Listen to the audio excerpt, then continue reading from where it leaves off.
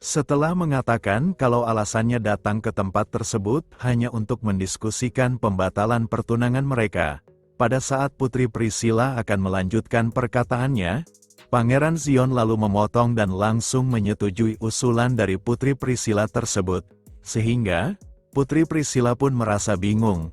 Dan di sisi Pangeran Zion, setelah menyetujui usulan dari Putri Priscilla itu, dia pun lalu meninggalkan tempat tersebut dan berkata kepada Putri Priscilla, kalau dirinya yang sudah tidak punya urusan lagi di kediamannya itu, Pangeran Zion mempersilahkan Putri Priscilla untuk pergi. Sehingga Putri Priscilla yang merasa bingung pun bertanya-tanya, kenapa Pangeran Zion bisa dengan mudahnya menerima usulannya tersebut. Setelah meninggalkan ruangan pertemuan dengan Putri Priscilla, pada saat perjalanan menuju ruangannya, Pangeran Zion pun dihentikan oleh pengawal dari Putri Priscilla dengan salah satu dari mereka yang memohon kepada Pangeran Zion untuk kembali dan meminta maaf kepada Putri Priscilla. Dan ketika Pangeran Zion bertanya apa maksud dari perkataannya itu, pengawal itu berkata, kalau Putri Priscilla bukanlah seseorang yang bisa Pangeran Zion perlakukan seperti itu, yang artinya, pengawal Putri Priscilla merasa tersinggung, karena tuannya yang ia layani diperlakukan rendah oleh sikap Pangeran Zion. Di sisi Putri Priscilla, dia yang mendapatkan perlakuan tersebut dari Pangeran Zion pun merasa kebingungan, karena, di beberapa waktu sebelumnya, Pangeran Zionlah yang malah bersikeras ingin sekali bertunangan dengan dirinya, tapi setelah bertemu dan dengan patuh menerima pembatalan pertunangan yang ia ajukan, Putri Priscilla merasa seolah-olah dicampakkan, dan karena ia tak mau membiarkan hal itu terjadi. Bahkan jika pertunangan mereka benar-benar dibatalkan, Putri Priscilla masih tidak menerima dengan sikap dari Pangeran Zion tersebut. Dan ketika ia akan meluruskan keadaannya dan mencoba memanggil Pangeran Zion kembali, dia pun dikejutkan dengan apa yang ia lihat. Kalau Pangeran Zion dengan mudahnya mengalahkan salah satu pengawal pribadinya itu yang diketahui dia bernama Grego. Dan di sisi pertikaian itu, salah satu dari pengawal Putri Priscilla yang mencoba merapal sebuah mantra penghalang untuk menahan serangan dari Pangeran Zion, tak diduga serangan yang diselimuti oleh aura itu pun berhasil menembus dan menghancurkan penghalang tersebut. Dan kemudian, Pangeran Zion pun langsung mencengkram wajah dari pengawal itu kemudian berkata, kalau dia benar-benar tidak suka kepada seseorang yang berani-beraninya menghalangi jalannya itu. Dan kemudian, dia pun langsung melemparkannya dan membentur dinding di dekat Putri Priscilla Barmel. Pada saat Putri Priscilla kebingungan apa yang sudah terjadi di hadapannya itu, di sisi Pangeran Zion, dia pun lalu berkata kepadanya untuk membawa para pengawalnya itu dan sesegera mungkin meninggalkan tempat kediamannya.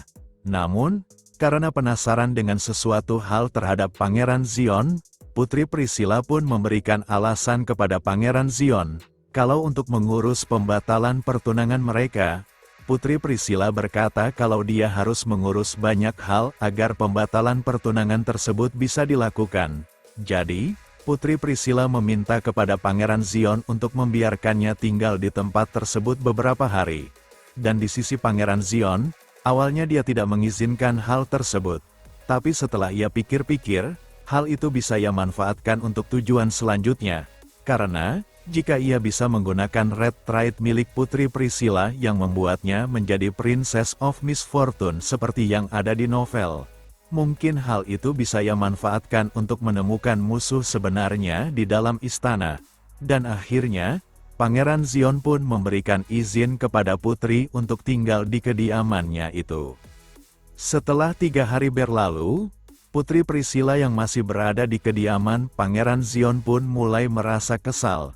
Karena selama itu, Pangeran Zion tidak pernah sekalipun menunjukkan batang hidungnya. Dan karena hal itu, Putri Priscilla pun bertanya-tanya, apa maksud dari Pangeran Zion untuk membiarkannya tinggal di tempat tersebut kalau ia tak sekalipun menyapa atau menunjukkan batang hidungnya itu. Dengan ia yang masih penasaran dengan apa yang dilakukan oleh Pangeran Zion di beberapa waktu yang lalu terhadap pengawalnya itu yang sama sekali belum ia lihat semenjak ia kenal dengan Pangeran Zion. Dia dengan rasa penasaran yang begitu besar. dia pun memberanikan diri pergi untuk bertemu dengan Pangeran Xion. Setelah ia sampai ke tempat pelatihan yang sedang digunakan oleh Pangeran Xion dan para prajuritnya, pada saat Pangeran Xion sedang berdiskusi dengan para prajuritnya, Putri Priscilla pun memanggilnya kemudian bertanya, apa yang sedang ia lakukan dan kenapa.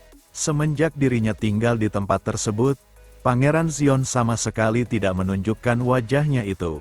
Apakah Pangeran Xion sedang menghindari dirinya? Dan sebelum melanjutkan perkataannya, Pangeran Xion pun lalu memotong dan berkata untuk memperhatikan perkataannya. Karena, meski dirinya mempersilahkan Putri Priscilla untuk tinggal di kediamannya itu, Pangeran Xion berkata kalau dia tidak ada kepentingan sama sekali dengan Putri Priscilla yang tinggal di kediamannya itu. Dan dengan apa yang telah diucapkan oleh Pangeran Xion tersebut, Putri Priscilla yang terlihat kesal sekaligus malu pun akhirnya meninggalkan tempat tersebut tanpa sepatah kata pun. Dan Pangeran Xion pun melanjutkan instruksinya kembali kepada para prajuritnya. Kalau selama patroli yang akan mereka laksanakan, mereka akan dibagi menjadi 3 orang per tim, serta mewajibkan mereka memakai pelat besi yang menutupi leher dan jantung mereka. Setidaknya itu akan berlangsung selama 3 hari lamanya. Di malam harinya, tak diduga para penyusup pun datang kembali, dan Pangeran Xion yang sudah mengantisipasi kejadian tersebut, dia pun dengan santai menunggu mereka. Dan di sisi para penyusup tersebut, salah satu dari mereka pun mulai merasa aneh, karena pengamanan yang ada di tempat tersebut benar-benar ketat tak seperti sebelumnya. Seolah-olah kalau kedatangan mereka sudah diprediksi, dan pada saat ia sedang berpikir keras tentang hal itu, rekannya yang berada di belakang mereka pun mendapatkan serangan kejutan yang membuat rekannya itu mati seketika. Dan pada saat ia bertanya-tanya di mana serangan itu dilancarkan yang mengakibatkan rekan-rekannya mati satu persatu, di dalam kegelapan yang menyelimuti ruangan tersebut, Pangeran Xion pun muncul sambil berjalan ke hadapannya, dan di sisi penyusup itu, dia yang akhirnya menyadari kalau Pangeran Xion selama ini telah menyembunyikan kekuatannya, dia pun mencoba mencari celah untuk melarikan diri. Namun sebelum itu terjadi, Pangeran Xion dengan cepat menebasnya kemudian berkata, kalau dia memang akan membiarkan pergi setidaknya salah satu dari mereka. Tapi sayangnya bukan penyusup yang baru saja ia bunuh.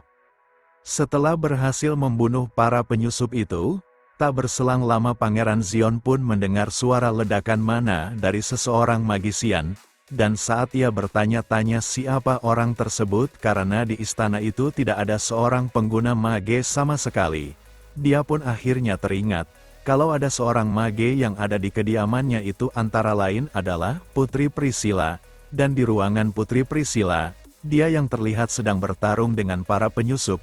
Dia lalu menggunakan sebuah skill pelindung untuk melindungi dirinya dari serangan para penyusup, dan salah satu dari penyusup itu yang tak mengira kalau di kediaman Pangeran Xion ada seorang mage.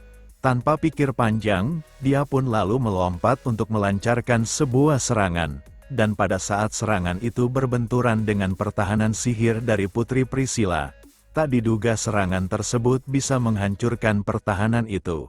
Dan ketika akan melancarkan serangan lanjutannya, setelah dilancarkan, serangan tersebut tak mengenai Putri Priscilla dikarenakan ada seseorang yang mengubah jalur serangannya itu.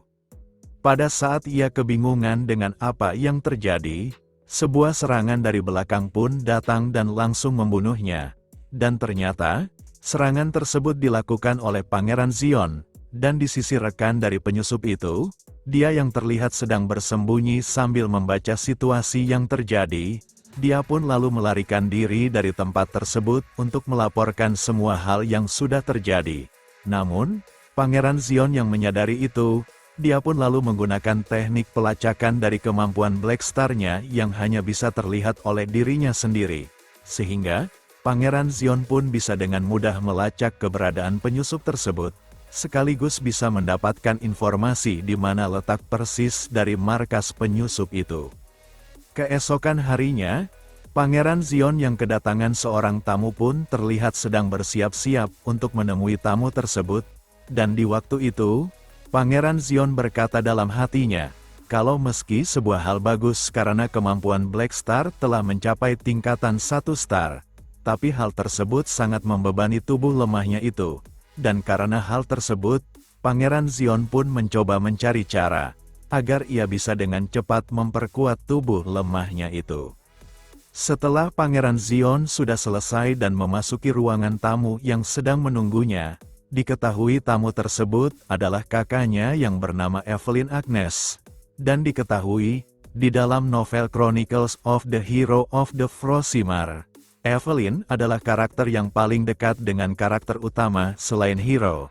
Dan sebagai salah satu putri dari Kekaisaran Agnes, Evelyn adalah kandidat terdekat untuk menjadi seorang kaisar selanjutnya. Ditambah di antara anggota keluarga, Evelyn adalah satu-satunya wanita yang mendukung partian Hero. Setelah Pangeran Xion duduk di hadapan Evelyn Agnes, Evelyn pun lalu bertanya tentang keadaan Pangeran Xion, karena dia sudah mendengar kalau Pangeran Xion mendapati serangan dari orang tak dikenal. Namun, Pangeran Xion dengan nada sinis berkata kepada Evelyn, jika dirinya sedang dalam keadaan tidak baik-baik saja, dirinya tidak mungkin sekarang berada tepat di hadapannya. Sehingga, Evelyn yang mendengar itu pun merasa kasihan kepada Pangeran Xion, karena ia anggap, setelah mendapati penderitaan yang begitu lama yang dialami oleh Pangeran Xion, hal tersebut benar-benar sudah membuat kepribadiannya berubah begitu banyak. Kemudian, Evelyn pun berkata kepada Pangeran Xion, kalau dia akan mencari dan menghukum orang-orang yang telah menyerang kediamannya, serta untuk memperketat keamanan di tempat Pangeran Xion. Evelyn pun akan menempatkan ksatria yang ia bawa dari istana untuk berjaga-jaga di kediaman Pangeran Xion. Di sisi Pangeran Xion, dia dengan tegas berkata kalau Evelyn tidak perlu melakukan hal sejauh itu. Karena, Pangeran Xion berkata kalau dia sudah memiliki keamanan yang dibilang cukup memadai. Dan kemudian, Pangeran Xion lalu berkata, apa tujuan sebenarnya Evelyn datang ke kediamannya? Dan Evelyn pun berkata, kalau dia datang ke tempat Pangeran Xion semata-mata kalau dia mengkhawatirkan keadaan Pangeran Xion setelah mendengar berita tentang penyerangan tersebut. Meski mereka berbeda ibu, Evelyn berkata kalau Pangeran Xion masih tetaplah adik bagi dirinya. Dan tak lama lagi setelah Pangeran Xion sudah memasuki usia dewasa, yang menandakan kalau Pangeran Xion akan masuk ke daftar upacara suksesi juga. Evelyn yang mengkhawatirkan keadaan Pangeran Xion pun berkata kepadanya untuk menyerah dari upacara suksesi tersebut. Pangeran Xion pun bertanya, kenapa dirinya harus melakukan itu? Dan Evelyn pun menjawabnya dengan mengatakan, kalau Pangeran Xion pasti tidak akan lulus dalam upacara suksesi tersebut, karena sudah diketahui oleh kalangan orang banyak kalau Pangeran Xion tidak memiliki kekuatan ataupun skill. Evelyn beranggapan kalau Pangeran Xion pasti sudah jelas tidak akan bisa lolos ujian pertama dan hanya akan tergeletak di tanah. Bahkan semisalnya Pangeran Xion lulus dan memasuki istana White Star. Evelyn berkata kalau tempat tersebut jauh lebih keras sehingga Pangeran Xion bahkan tidak akan bisa membandingkannya dengan upacara suksesi itu. Bahkan dalam 1 minggu atau mungkin kurang dari itu.